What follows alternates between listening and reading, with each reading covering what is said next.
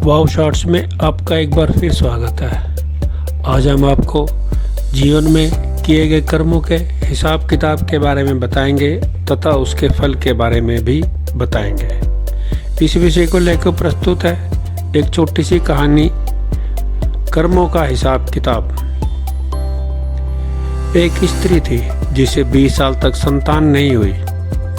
फिर अच्छे कर्मों से 20 वर्ष के बाद उसे पुत्र संतान की प्राप्ति हुई, किंतु दुर्भाग्यवश 20 दिन में ही वह संतान मृत्यु को प्राप्त हो गई। वह स्त्री हद से ज्यादा रोई और उस मृत बच्चे का शव लेकर एक सिद्ध महात्मा जी के पास पहुंची। वह महात्मा जी से रो रो कर कहने लगी, मुझे मेरा बच्चा एक बार जीवित कर दीजिए। मात्र एक बार मैं उसके मुख से माँ शब्द सुनना चाहती हूँ। स्त्री के बहुत जिद करने पर महात्मा जी ने 2 मिनट के लिए उस बच्चे की आत्मा को वापस बुलाया। तब उस स्त्री ने उस आत्मा से कहा, तुम मुझे क्यों छोड़कर चले गए मेरे बच्चे? मैं तुमसे सिर्फ एक बार माँ शब्द सुनना चाहती हूँ। तभी उस आत्मा ने कहा, कौन माँ? कैसी माँ? मैं तो तुमसे कर्मों का हिसाब किताब करने आया था। स्त्री ने पूछा, कैसा हिसाब? आत्मा ने बताया, पिछले जन्म में तुम मेरी सौतन थी और मेरी आंखों के सामने तुम मेरे पति को ले गई। मैं बहुत रोई, तुमसे अपना पति मांगा, पर तुमने मेरी एक नहीं सुनी। तब मैं रो रही थी और आज तुम रो रही हो।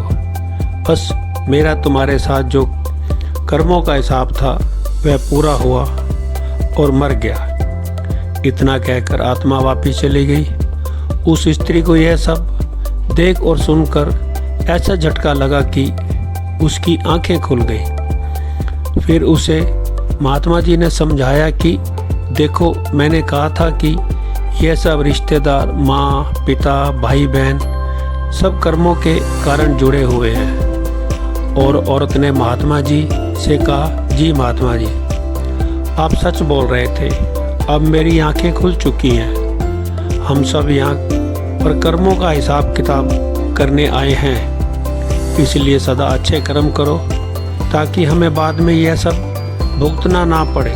वो स्त्री समझ गई और अपने घर लौट गई। इसलिए हमेशा अच्छे कर्म करने चाहिए। हमारा यह शरीर एक किराए का घर है। जैसे कि जब हम किराए का मकान लेते हैं तो मकान मालिक कुछ शर्तें रखता है। मकान का किराया समय पर देना, मकान में गंदगी नहीं फैलाना, उसे साफ सुथरा रखना, मकान मालिक का कहना मानना और मकान मालिक जब चाहे मकान को खाली करवा सकता है। इसी प्रकार परमात्मा ने भी जो हमें यह शरीर दिया है, यह भी एक किराए का मकान ही है।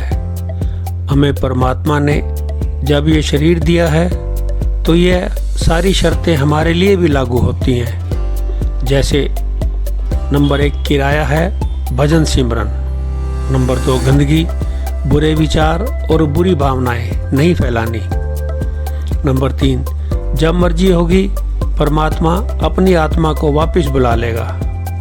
मतलब यह है कि यह जीवन हमें बहुत थोड़े समय के लिए मिला है। इसे लड़ाई झगड़े करके या मन में द्वेष भावना रखकर नहीं, बल्कि प्रभु जी के नाम का सिमरन करते हुए बिताना चाहिए और हर समय उस सच्चे मालिक के आगे विनती करनी है कि हे प्रभु जी, इतनी कृपा करना कि आपकी आज्ञा में रहें और भजन सुमरन करते रहें। यह जन्म मनुष्य शरीर जो हमें मिला है गुरु कृपा का प्रसाद समझे। हम इसकी बेकदरी ना करें और अपने हर श्वास के साथ नाम जपन और जीवन का राज समझे। रात गुवाई सोए कर, दिवस गुवायो खाए, हीरा जन्म अमोल था, कोड़ी बदले जाए। धन्यवाद। Please subscribe my channel wow shorts for latest videos. Thank you.